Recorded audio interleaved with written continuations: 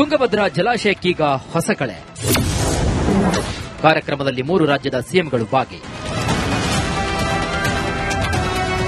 ಒಂದು ಕಡೆ ಜಲಾಶಯಕ್ಕೆ ಅಳವಡಿಸಿರುವ ನೂತನ ಕ್ರಸ್ಟ್ ಗೇಟ್, ಇನ್ನೊಂದು ಕಡೆಗೆ ಮುನಿರಾಬಾದ್ನ ಸರ್ಕಾರಿ ಹಿರಿಯ ಪ್ರಾಥಮಿಕ ಶಾಲಾ ಆವರಣದಲ್ಲಿ ಹಾಕಲಾಗಿರುವ ಬೃಹತ್ ವೇದಿಕೆ. ಇವೆಲ್ಲ ದೃಶ್ಯಗಳು ಕಂಡುಬಂದಿದ್ದು ಕೊಪ್ಪಳದಲ್ಲಿ. ಹೌದು, 2024 ಆಗಸ್ಟ್ 10ರಂದು ಜಲಾಶಯದ 19ನೇ ಕ್ರಸ್ಟ್ ಗೇಟ್ ಕಿತ್ತು ಇಡೀ ಆತಂಕಕ್ಕೆ ಈಡು ಮಾಡಿತ್ತು ನೋಡಿ. ಲಕ್ಷಾಂತರ ಕ್ಯೂಸೆಕ್ ನೀರು ನದಿಗೆ ಹರಿದು ವ್ಯವಸಾಯಕ್ಕೆ ಬೇಕಾಗಿದ್ದ ನೀರು ಪೋಲಾಗ್ತಾ ಇತ್ತು. ಆಗ ಕೊಪ್ಪಳ, ಬಳ್ಳಾರಿ, ರಾಯಚೂರು, ವಿಜಯನಗರದ ರೈತರು ಕಣ್ಣೀರು ಹಾಕಿದರು. ರಾಜ್ಯ ಸರ್ಕಾರ ಈ ಸವಾಲನ್ನ ಗಂಭೀರವಾಗಿ ಸ್ವೀಕರಿಸಿ ಕೇವಲ ಒಂದು ಗೇಟ್ ರಿಪೇರಿ ಮಾಡುವುದರ ಬದಲಾಗಿ ಭವಿಷ್ಯದ ದೃಷ್ಟಿಯಿಂದ ಇಡೀ ಡ್ಯಾಂನ ಎಲ್ಲಾ 33 ಕ್ರಸ್ಟ್ ಗೇಟ್ಗಳನ್ನೇ ಬದಲಾಯಿಸಲು ಮಾಸ್ಟರ್ ಪ್ಲಾನ್ ರೂಪಿಸಿತು.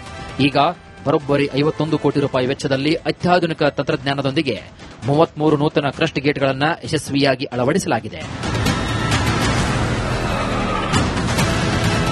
ಇಂದು ಈ ಡ್ಯಾಂ ಅಧಿಕೃತವಾಗಿ ಲೋಕಾರ್ಪಣೆಗೊಳ್ಳಲಿದೆ. ಈ ಮಹಾ ಕಾರ್ಯಕ್ರಮಕ್ಕಾಗಿ ಕೊಪ್ಪಳ ತಾಲೂಕಿನ ಮುನಿರಾಬಾದ್ನ ಸರ್ಕಾರಿ ಹಿರಿಯ ಪ್ರಾಥಮಿಕ ಶಾಲಾ ಆವರಣ ಮಧುವಣಗಿತ್ತಿಯಂತೆ ಸಿಂಗಾರಗೊಂಡಿದೆ.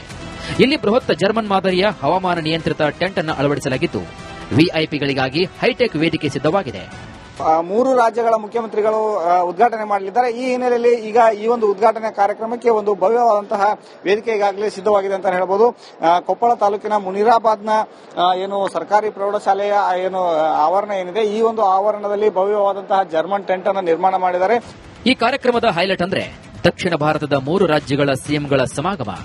ಕರ್ನಾಟಕ ಸಿಎಂ, ಆಂಧ್ರಪ್ರದೇಶದ ಸಿಎಂ ಹಾಗೂ ತೆಲಂಗಾಣದ ಸಿಎಂಗಳು ಒಂದೇ ವೇದಿಕೆಯಲ್ಲಿ ಕೈಕೈ ಹಿಡಿದು ನಿಲ್ಲಲಿದ್ದಾರೆ. ಇವರ ಜೊತೆಗೆ ಕೇಂದ್ರ ಜಲಸಂಪನ್ಮೂಲ ಸಚಿವರು ಕೂಡ ಭಾಗಿಗಳಾಗ್ತಿದ್ದಾರೆ.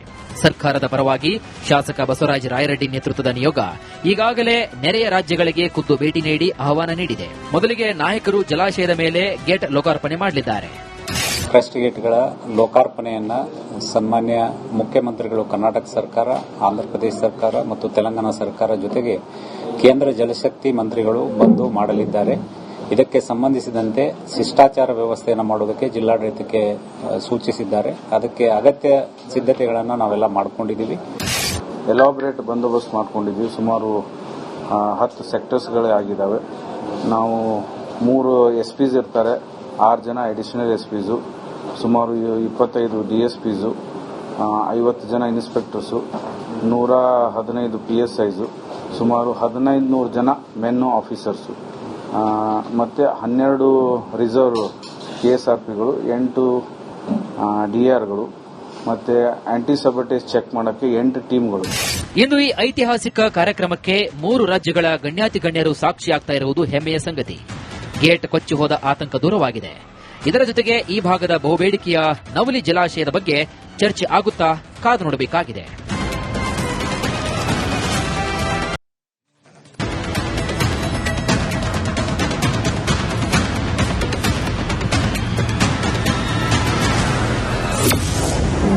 ತುಂಗಭದ್ರಾ ಜಲಾಶಯಕ್ಕೀಗ ಹೊಸ ಕಳೆ. ಕಾರ್ಯಕ್ರಮದಲ್ಲಿ 3 ರಾಜ್ಯದ ಸಿಎಂಗಳು ಭಾಗಿ. ಒಂದು ಕಡೆ ಜಲಾಶಯಕ್ಕೆ ಅಳವಡಿಸಿರುವ ನೂತನ ಕ್ರಸ್ಟ್ ಗೇಟ್, ಇನ್ನೊಂದು ಕಡೆಗೆ ಮುನಿರಾಬಾದ್ನ ಸರ್ಕಾರಿ ಹಿರಿಯ ಪ್ರಾಥಮಿಕ ಶಾಲಾ ಆವರಣದಲ್ಲಿ ಹಾಕಲಾಗಿರುವ ಬೃಹತ್ ವೇದಿಕೆ.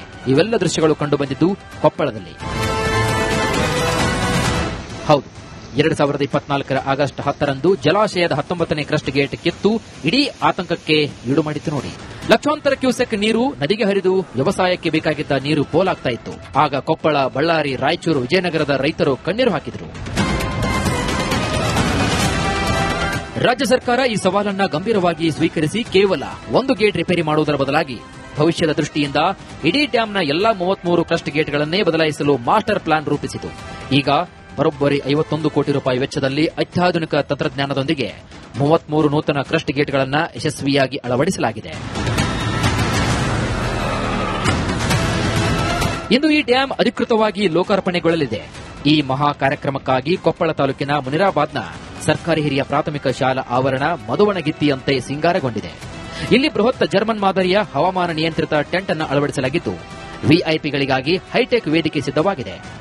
3 ರಾಜ್ಯಗಳ ಮುಖ್ಯಮಂತ್ರಿಗಳು ಉದ್ಘಾಟನೆ ಮಾಡಲಿದ್ದಾರೆ. ಈ ಹಿನ್ನೆಲೆಯಲ್ಲಿ ಈಗ ಈ ಒಂದು ಉದ್ಘಾಟನಾ ಕಾರ್ಯಕ್ರಮಕ್ಕೆ ಒಂದು ಭವ್ಯವಾದಂತಹ ವೇದಿಕೆ ಈಗಾಗಲೇ ಸಿದ್ದವಾಗಿದೆ ಅಂತ ಹೇಳಬಹುದು. ಕೊಪ್ಪಳ ತಾಲೂಕಿನ ಮುನಿರಾಬಾದ್ನ ಏನು ಸರ್ಕಾರಿ ಪ್ರೌಢಶಾಲೆಯ ಏನು ಆವರಣ ಏನಿದೆ, ಈ ಒಂದು ಆವರಣದಲ್ಲಿ ಭವ್ಯವಾದಂತಹ ಜರ್ಮನ್ ಟೆಂಟ್ ಅನ್ನು ನಿರ್ಮಾಣ ಮಾಡಿದ್ದಾರೆ. ಈ ಕಾರ್ಯಕ್ರಮದ ಹೈಲೈಟ್ ಅಂದ್ರೆ ದಕ್ಷಿಣ ಭಾರತದ 3 ರಾಜ್ಯಗಳ ಸಿಎಂಗಳ ಸಮಾಗಮ. ಕರ್ನಾಟಕ ಸಿಎಂ, ಆಂಧ್ರಪ್ರದೇಶದ ಸಿಎಂ ಹಾಗೂ ತೆಲಂಗಾಣದ ಸಿಎಂಗಳು ಒಂದೇ ವೇದಿಕೆಯಲ್ಲಿ ಕೈಕೈ ಹಿಡಿದು ನಿಲ್ಲಲಿದ್ದಾರೆ. ಇವರ ಜೊತೆಗೆ ಕೇಂದ್ರ ಜಲಸಂಪನ್ಮೂಲ ಸಚಿವರು ಕೂಡ ಭಾಗಿಗಳಾಗ್ತಿದ್ದಾರೆ. ಸರ್ಕಾರದ ಪರವಾಗಿ ಶಾಸಕ ಬಸವರಾಜ ರಾಯರೆಡ್ಡಿ ನೇತೃತ್ವದ ನಿಯೋಗ ಈಗಾಗಲೇ ನೆರೆಯ ರಾಜ್ಯಗಳಿಗೆ ಖುದ್ದು ಭೇಟಿ ನೀಡಿ ಆಹ್ವಾನ ನೀಡಿದೆ. ಮೊದಲಿಗೆ ನಾಯಕರು ಜಲಾಶಯದ ಮೇಲೆ ಗೇಟ್ ಲೋಕಾರ್ಪಣೆ ಮಾಡಲಿದ್ದಾರೆ. ಕ್ರಸ್ಟ್ ಗೇಟ್ಗಳ ಲೋಕಾರ್ಪಣೆಯನ್ನ ಸನ್ಮಾನ್ಯ ಮುಖ್ಯಮಂತ್ರಿಗಳು ಕರ್ನಾಟಕ ಸರ್ಕಾರ, ಆಂಧ್ರಪ್ರದೇಶ ಸರ್ಕಾರ ಮತ್ತು ತೆಲಂಗಾಣ ಸರ್ಕಾರ ಜೊತೆಗೆ ಕೇಂದ್ರ ಜಲಶಕ್ತಿ ಮಂತ್ರಿಗಳು ಬಂದು ಮಾಡಲಿದ್ದಾರೆ. ಇದಕ್ಕೆ ಸಂಬಂಧಿಸಿದಂತೆ ಶಿಷ್ಟಾಚಾರ ವ್ಯವಸ್ಥೆಯನ್ನು ಮಾಡೋದಕ್ಕೆ ಜಿಲ್ಲಾಡಳಿತಕ್ಕೆ ಸೂಚಿಸಿದ್ದಾರೆ. ಅದಕ್ಕೆ ಅಗತ್ಯ ಸಿದ್ಧತೆಗಳನ್ನು ನಾವೆಲ್ಲ ಮಾಡಿಕೊಂಡಿದ್ದೀವಿ. ಎಲಾಬ್ರೇಟ್ ಬಂದೋಬಸ್ತ್ ಮಾಡ್ಕೊಂಡಿದ್ದೀವಿ. ಸುಮಾರು 10 ಸೆಕ್ಟರ್ಸ್ಗಳೇ ಆಗಿದ್ದಾವೆ. ನಾವು 3 ಎಸ್ಪಿಸ್ ಇರ್ತಾರೆ, 6 ಜನ ಅಡಿಷನಲ್ ಎಸ್ಪಿಸು, ಸುಮಾರು 25 ಡಿಎಸ್ಪಿಸು, 50 ಜನ ಇನ್ಸ್ಪೆಕ್ಟರ್ಸು, 115 PSIಸು, ಸುಮಾರು 1500 ಜನ ಮೆನ್ನು ಆಫೀಸರ್ಸು, ಮತ್ತೆ 12 ರಿಸರ್ವ್ KSRPಗಳು, 8 DRಗಳು, ಮತ್ತೆ ಆಂಟಿ ಸಬಟೇಜ್ ಚೆಕ್ ಮಾಡಕ್ಕೆ 8 ಟೀಮ್ಗಳು. ಇಂದು ಈ ಐತಿಹಾಸಿಕ ಕಾರ್ಯಕ್ರಮಕ್ಕೆ 3 ರಾಜ್ಯಗಳ ಗಣ್ಯಾತಿಗಣ್ಯರು ಸಾಕ್ಷಿಯಾಗ್ತಾ ಇರುವುದು ಹೆಮ್ಮೆಯ ಸಂಗತಿ. ಗೇಟ್ ಕೊಚ್ಚಿ ಹೋದ ಆತಂಕ ದೂರವಾಗಿದೆ. ಇದರ ಜೊತೆಗೆ ಈ ಭಾಗದ ಬಹುಬೇಡಿಕೆಯ ನವಲಿ ಜಲಾಶಯದ ಬಗ್ಗೆ ಚರ್ಚೆ ಆಗುತ್ತಾ ಕಾದು ನೋಡಬೇಕಾಗಿದೆ.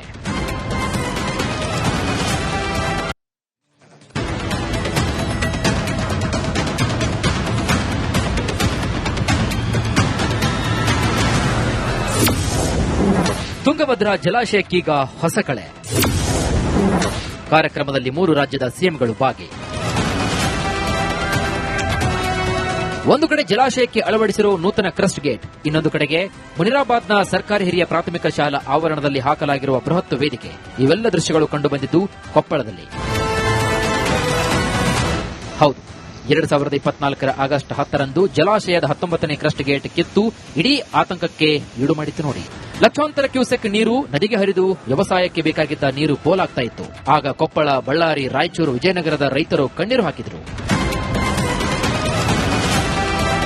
ರಾಜ್ಯ ಸರ್ಕಾರ ಈ ಸವಾಲನ್ನ ಗಂಭೀರವಾಗಿ ಸ್ವೀಕರಿಸಿ ಕೇವಲ ಒಂದು ಗೇಟ್ ರಿಪೇರಿ ಮಾಡುವುದರ ಬದಲಾಗಿ ಭವಿಷ್ಯದ ದೃಷ್ಟಿಯಿಂದ ಇಡೀ ಡ್ಯಾಂನ ಎಲ್ಲಾ 33 ಕ್ರಸ್ಟ್ ಗೇಟ್ಗಳನ್ನೇ ಬದಲಾಯಿಸಲು ಮಾಸ್ಟರ್ ಪ್ಲಾನ್ ರೂಪಿಸಿತು. ಈಗ ಬರೋಬ್ಬರಿ 51 ಕೋಟಿ ರೂಪಾಯಿ ವೆಚ್ಚದಲ್ಲಿ ಅತ್ಯಾಧುನಿಕ ತಂತ್ರಜ್ಞಾನದೊಂದಿಗೆ 33 ನೂತನ ಕ್ರಸ್ಟ್ ಗೇಟ್ಗಳನ್ನು ಯಶಸ್ವಿಯಾಗಿ ಅಳವಡಿಸಲಾಗಿದೆ.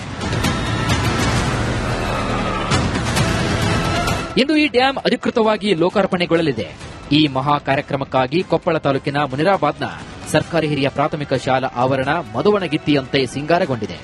ಇಲ್ಲಿ ಬೃಹತ್ ಜರ್ಮನ್ ಮಾದರಿಯ ಹವಾಮಾನ ನಿಯಂತ್ರಿತ ಟೆಂಟ್ ಅನ್ನು ಅಳವಡಿಸಲಾಗಿದ್ದು ವಿಐಪಿಗಳಿಗಾಗಿ ಹೈಟೆಕ್ ವೇದಿಕೆ ಸಿದ್ದವಾಗಿದೆ.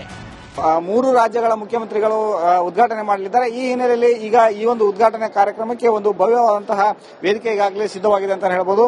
ಕೊಪ್ಪಳ ತಾಲೂಕಿನ ಮುನಿರಾಬಾದ್ನ ಏನು ಸರ್ಕಾರಿ ಪ್ರೌಢಶಾಲೆಯ ಏನು ಆವರಣ ಏನಿದೆ, ಈ ಒಂದು ಆವರಣದಲ್ಲಿ ಭವ್ಯವಾದಂತಹ ಜರ್ಮನ್ ಟೆಂಟ್ ಅನ್ನು ನಿರ್ಮಾಣ ಮಾಡಿದ್ದಾರೆ.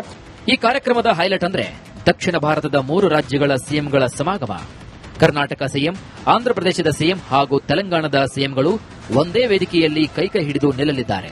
ಇವರ ಜೊತೆಗೆ ಕೇಂದ್ರ ಜಲಸಂಪನ್ಮೂಲ ಸಚಿವರು ಕೂಡ ಭಾಗಿಗಳಾಗ್ತಿದ್ದಾರೆ. ಸರ್ಕಾರದ ಪರವಾಗಿ ಶಾಸಕ ಬಸವರಾಜ ರಾಯರೆಡ್ಡಿ ನೇತೃತ್ವದ ನಿಯೋಗ ಈಗಾಗಲೇ ನೆರೆಯ ರಾಜ್ಯಗಳಿಗೆ ಖುದ್ದು ಭೇಟಿ ನೀಡಿ ಆಹ್ವಾನ ನೀಡಿದೆ. ಮೊದಲಿಗೆ ನಾಯಕರು ಜಲಾಶಯದ ಮೇಲೆ ಗೇಟ್ ಲೋಕಾರ್ಪಣೆ ಮಾಡಲಿದ್ದಾರೆ. ಕ್ರಸ್ಟ್ ಗೇಟ್ಗಳ ಲೋಕಾರ್ಪಣೆಯನ್ನ ಸನ್ಮಾನ್ಯ ಮುಖ್ಯಮಂತ್ರಿಗಳು ಕರ್ನಾಟಕ ಸರ್ಕಾರ, ಆಂಧ್ರಪ್ರದೇಶ ಸರ್ಕಾರ ಮತ್ತು ತೆಲಂಗಾಣ ಸರ್ಕಾರ ಜೊತೆಗೆ ಕೇಂದ್ರ ಜಲಶಕ್ತಿ ಮಂತ್ರಿಗಳು ಬಂದು ಮಾಡಲಿದ್ದಾರೆ. ಇದಕ್ಕೆ ಸಂಬಂಧಿಸಿದಂತೆ ಶಿಷ್ಟಾಚಾರ ವ್ಯವಸ್ಥೆಯನ್ನು ಮಾಡೋದಕ್ಕೆ ಜಿಲ್ಲಾಡಳಿತಕ್ಕೆ ಸೂಚಿಸಿದ್ದಾರೆ. ಅದಕ್ಕೆ ಅಗತ್ಯ ಸಿದ್ಧತೆಗಳನ್ನು ನಾವೆಲ್ಲ ಮಾಡಿಕೊಂಡಿದ್ದೀವಿ. ಎಲಾಬ್ರೇಟ್ ಬಂದೋಬಸ್ತ್ ಮಾಡ್ಕೊಂಡಿದ್ದೀವಿ. ಸುಮಾರು 10 ಸೆಕ್ಟರ್ಸ್ಗಳೇ ಆಗಿದ್ದಾವೆ.